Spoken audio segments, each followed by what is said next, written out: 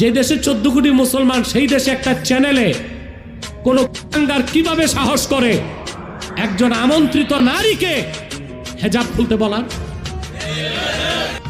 Channel I একটা TV channel আছে,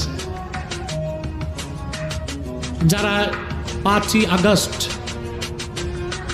বৈষম্য বিরোধী ছাত্র আন্দোলন করেছে, তাদের মধ্যে অন্যতম এক মেয়ে, খুবই সভ্য ভদ্র শিক্ষিতা, তাকে আমন্ত্রণ জানানো হয়েছিল চ্যানেল আইতে বক্তব্যের জন্য।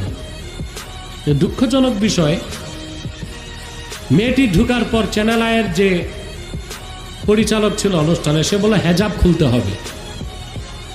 মেয়েটি বলেছে আমি হেজাব কখনো খুলবো না, প্রয়োজনে প্রোগ্রাম থেকে চলে যাব। যদিও বা চ্যানেল আই পরবর্তীতে মাইরের ডরে ক্ষমা চাইছে।